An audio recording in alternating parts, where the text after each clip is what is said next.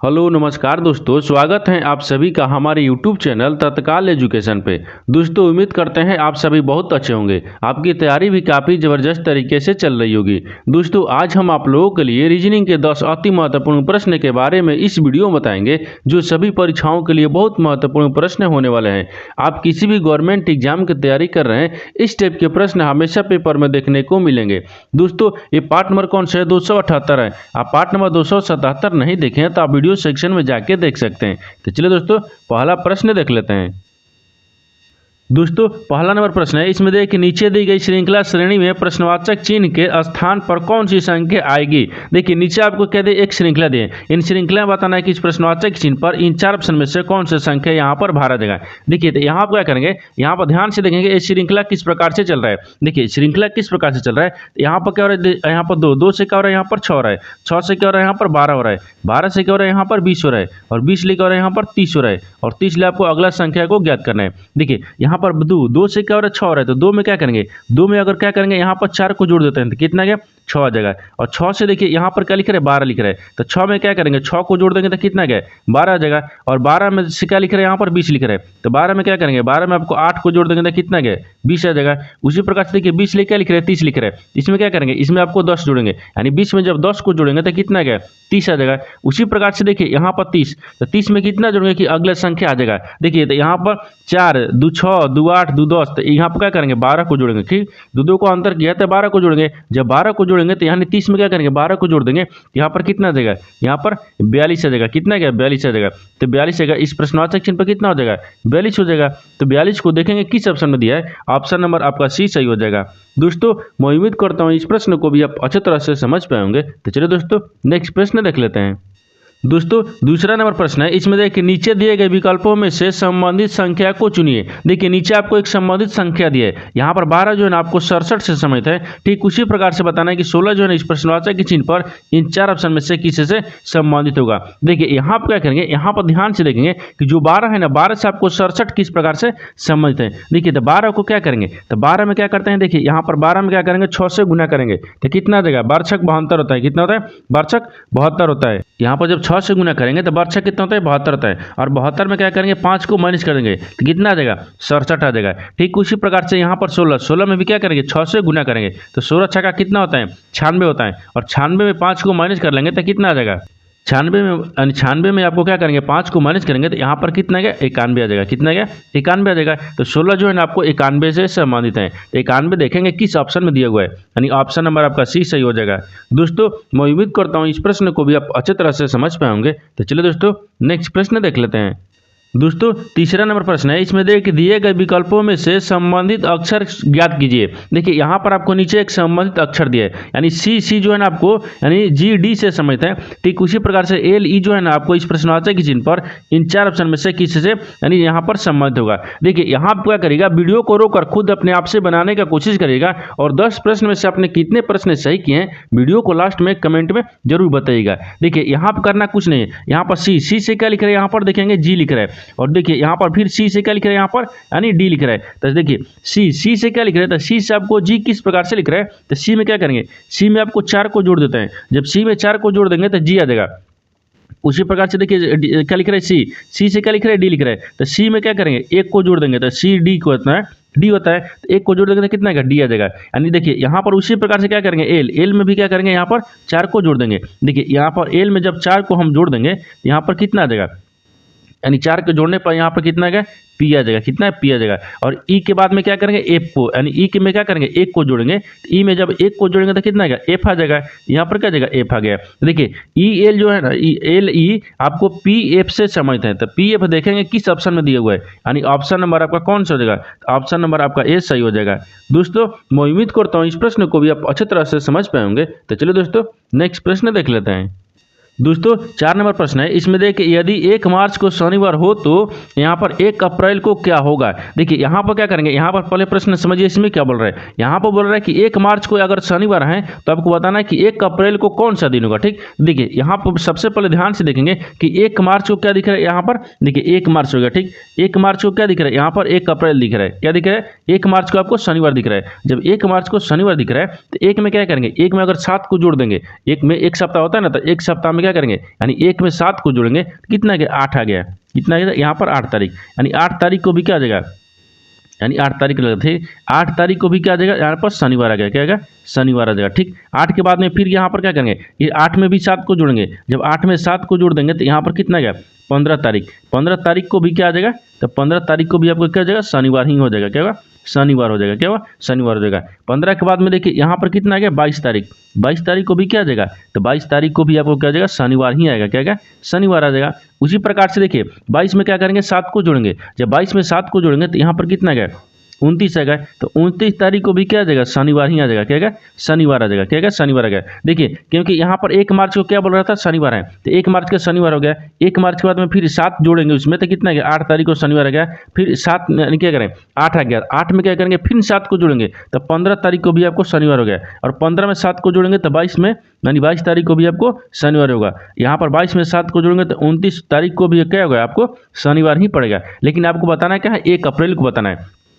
तो देखिए 29 के बाद में कितना आता है, 30 तारीख आता है। ठीक, कहता है 30 आता है। 30 के बाद में यहाँ पर 31 होगा, यहाँ पर कितना है, 31 आ गया। तो देखिए यहाँ पर इस प्रकार से आपको बना देना है। ठीक, 30 तारीख हो गया, अब 30 तारीख के बाद में यहाँ पर 31 हो गया। देखिए तो 30 तारीख के जब आपको 29 के शनिवार आ गया, तो 29 के जब शनिवार आ गया तो शनिवार के बाद में फिर क्या होता है, यहाँ पर 30 तारीख को क्या आ गया, रविवार हो गया, क्या होगा, यहाँ पर रविवार। फिर यहाँ पर 31 को क्या आ जाएगा, तो 31 को आपको यहाँ पर सोमवार हो जाएगा, क्या होगा, यहाँ पर सोमवार हो जाएगा, क्या होगा, सोमवार हो जाएगा। जब 31 को सोमवार हो गया तो आपको बताना क्या है, आपको बताना है कि 1 अप्रैल को कौन सा दिन हुआ है। तो 31 के बाद में क्या आता है, 1 अप्रैल आता है, क्या आता है, यानी 1 अप्रैल। तो 1 अप्रैल को कौन सा दिन होगा, तो 1 अप्रैल को यानी सोमवार। 31 को जब सोमवार होगा तो 1 अप्रैल को क्या हो जाएगा, यहाँ पर मंगलवार हो गया, क्या होगा, यानी मंगलवार हो गया, क्या हो जाएगा, मंगलवार हो गया। आपको वही बताना है कि 1 अप्रैल को कौन सा दिन होगा, 1 अप्रैल को आपको मंगलवार दिन होगा। तो मंगलवार देखेंगे किस ऑप्शन में दिया हुआ है, यानी ऑप्शन नंबर आपका सी सही हो जाएगा।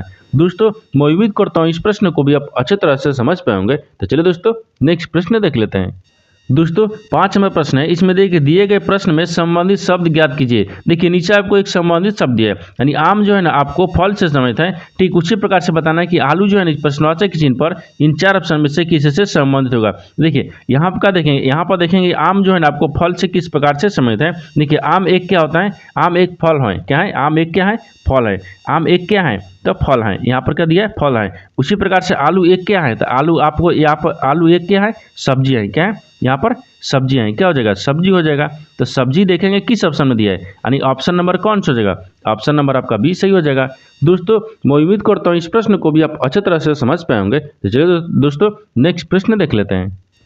दोस्तों 6 नंबर प्रश्न है, इसमें देखिए एक ही पासे की 3 विभिन्न स्थितियों को दर्शाया गया है, यानी उस संख्या का चयन करें जो संख्या 5 वाले फलक के विपरीत फलक पर होगी। देखिए यहाँ पर पहले प्रश्न समझिए इसमें क्या बोल रहे हैं। यहाँ पर देखिए एक ही पासे के 3 स्थितियाँ दिए गए। देखिए एक ही पासे के 3 विभिन्न स्थितियों को दर्शाया गया है। ठीक, यानी 3 स्थितियाँ दिए गए हैं, आपको बताना है कि 4। देखिए यहाँ पर क्या दर्शाया गया है, यानी उस संख्या का जो संख्या 5 के फलक पे विपरीत होगा। देखिए यहाँ पर बताना है कि 5 के जो है ना 5 के विपरीत आपको बताना है कौन सा संख्या होगा। देखिए जब इस तरह का आपको प्रश्न दिया रहेगा तो इसमें करना कुछ नहीं, इसमें क्या करेंगे, एक ही पासे के जब 3 स्थितियाँ दिए गए रहेगा तो यहाँ पर क्या करेंगे, 2 समान एक फलक, जो 2 फलक है ना एक समान दिखेगा। ठीक, देखिए यहाँ पर आपको क्या दिख रहा है, पहला में क्या दिख रहा है, देखिए पहला रख लेते हैं, यहाँ पर पहला को रखते हैं। देखिए यहाँ पर क्या करते हैं, पहला हो गया, ठीक, पहला हो गया, दूसरा हो गया और यहाँ पर तीसरा हो गया, क्या होगा, तीसरा हो गया। यहाँ पर देखिए जब एक फलक ना 2 फलक यानी 2 स्थितियाँ में एक फलक एक समान मिलेगा ना, तो उसको क्या करेंगे, घड़ी की दिशा में घुमाते हैं। कैसे देख लीजिए, यहाँ पर क्या मिल रहा है, यहाँ पर आपको 3 मिल रहा है और तीसरा में देखिए क्या मिल रहा है, 3 मिल रहा है। दोनों में क्या मिल रहा है, 3 मिल रहा है। तो 3 का विपरीत क्या हो गया, यहाँ पर देखिए 3 का विपरीत क्या हो गया, 3 हो गया।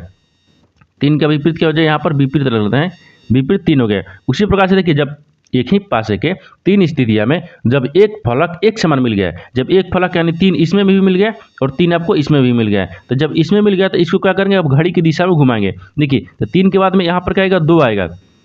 ठीक, अब उसी प्रकार से इसको क्या करेंगे, 3 के बाद में यहाँ पर क्या आएगा, घड़ी की दिशा में 6 आएगा। देखिए यानी इसका मतलब क्या हो गया, तो यहाँ पर मान लीजिए 2 का विपरीत क्या हो गया, तो 2 का विपरीत आपको 6 हो गया। ठीक, क्या होगा, 6 हो गया। अब फिर इसके बाद में इसको क्या करेंगे, अब इसको 6 के बाद में फिर क्या करेंगे, घड़ी की दिशा में घुमाएंगे, तो कितना आएगा, 5 आ गया। और 2 को घड़ी की दिशा में घुमाएंगे, कितना आएगा, 1 आएगा। तो यहाँ पर कितना रखेंगे, 1 को रखेंगे। देखिए यहाँ से 2 के बाद में क्या करेंगे, 1 को रखेंगे, एक अब यहाँ पर भी क्या रखेंगे, यानी 6 को क्या करेंगे, घड़ी की दिशा में घुमाएंगे तो 5 आएगा, कितना, 5 आ जाएगा। देखिए जब 2 फलक यानी दो स्थितियां में, यानी एक ही पासे की दो स्थितियां में एक समान एक फलक मिल गया ना, तो तीसरा जो है ना अब क्या करते हैं, इसको घड़ी की दिशा में घुमाते हैं। घड़ी की दिशा में घुमाएंगे तो यहाँ पर आपको देखिए इस प्रकार से आ गया, ठीक इस प्रकार से आ गया। अब इस प्रकार के बाद में आपको बताना है कि 5 के विपरीत फलक पर, तो 5 कौन सा है, देखिए यहाँ पर 5 दिख रहा है, तो 5 के विपरीत कौन सा है, तो 5 के विपरीत आपको ए हो गया, क्या होगा, 5 के विपरीत फलक पर 1 हो गया और 1 का विपरीत क्या हो जाएगा, 5 हो गया, यानी क्या हो जाएगा, 1 हो गया, क्या होगा, यहाँ पर 1 दिख रहा है, यानी 5 के विपरीत क्या दिख रहा है, 1 दिख रहा है। तो यहाँ पर देखेंगे कि 1 किस ऑप्शन में दिया हुआ है,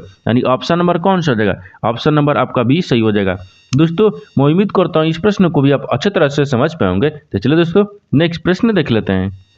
दोस्तों 7 नंबर प्रश्न है, इसमें देखिए 63 कारों की एक पंक्ति में, यानी काली कार दाईं ओर से 32वीं है, बाईं ओर से उसका स्थान क्या है। देखिए यहाँ पर क्या पूछा है, यहाँ पर आपको पूछा है कि यहाँ पर 63 कार है, कितना है, यहाँ पर देना कि 63 कारों की एक पंक्ति में, टोटल कितने 63 कार हैं, कितने यहाँ पर 63 कार हैं, ठीक 63 कार हैं। 63 कारों की पंक्ति में काली कार दाईं ओर से 22वीं, कितना है 32वीं है, तो दाईं ओर से कितने 32वीं हैं, तो यहाँ पर क्या करेंगे, यहाँ पर 32वीं को रख लेंगे, ठीक कितना है 32वीं है। अब उसके बाद में आगे देखिए, आगे बोल रहा है कि बाईं ओर से उसका स्थान क्या होगा, तो बाईं ओर से जब एक ओर से दिया रहेगा और एक ओर से पूछेगा, इन दोनों को माइनस करके और यहाँ पर क्या करेंगे +1 करते हैं, क्या करेंगे +1 करेंगे। जब उसमें +1 करेंगे तो देखिए 63 में से 32 को घटाएंगे तो कितना बचेगा, 31 बचेगा, और 31 में 1 को जोड़ेंगे तो कितना गया, फिर 32 आ गया, कितना गया 32वां गया, कितना का 32 आ गया, यानी उसको बाईं ओर से स्थान कितना है, तो 32वां है। तो 32वां देखेंगे किस ऑप्शन में दिया है,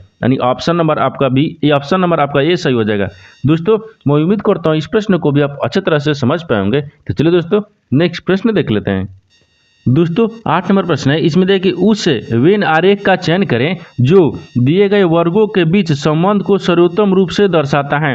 देखिए यहाँ पर मानव दिए है, नर दिए है और जानवर दिए, इन तीनों शब्द को आपस में बताना है किस प्रकार से आपस में समझते हैं और इन 4 वेन डायग्राम में से कौन सा वेन डायग्राम बनेगा। देखिए यहाँ पर सबसे पहले ध्यान से देखेंगे इन तीनों शब्द में आपको कॉमन कौन सा मिल रहा है। देखिए यहाँ पर क्या देखेंगे, मानव दिया है, नर दिया है और जानवर दिए, इन तीनों शब्द में आपको कॉमन कौन सा मिल रहा है, तो मान लीजिए सबसे कॉमन कौन सा जानवर है, यहाँ पर क्या रखता है, ये जानवर हो गया, क्या होगा जानवर है। जानवर के अंदर में ही आपको कहते हैं मानव भी आता है, क्या आता है, यहाँ पर क्या होगा मानव भी होगा, क्या होगा मानव, और कुछ मानव क्या होता है नर भी होता है, यहाँ पर क्या हो जाएगा नर हो जाएगा। देखिए आपस में किस प्रकार से समझते हैं, देखिए तो सबसे कॉमन क्या दिख रहा है जानवर, क्या सबसे बड़ा क्या होगा जानवर, जानवर के अंदर में क्या होता है मानव आते हैं, लेकिन मानव के अंदर में भी कुछ नर भी आते हैं, क्या आते हैं नर आते हैं। देखिए आपको इस तरह से वेन डायग्राम बनेगा, क्योंकि सबसे बड़ा क्या होगा जानवर, और जानवर के अंदर में क्या है मानव आ जाएगा, और मानव कुछ क्या है नर भी होते हैं, कुछ मानव क्या है नर है, यानी कुछ नर मानव है और ये सब दोनों क्या है एक जानवर भी है, क्या है जानवर है। तो इस तरह का आपका वेन डायग्राम बनेगा। इस तरह का वेन डायग्राम देखेंगे किस ऑप्शन में दिया हुआ है, यानी ऑप्शन नंबर आपका बी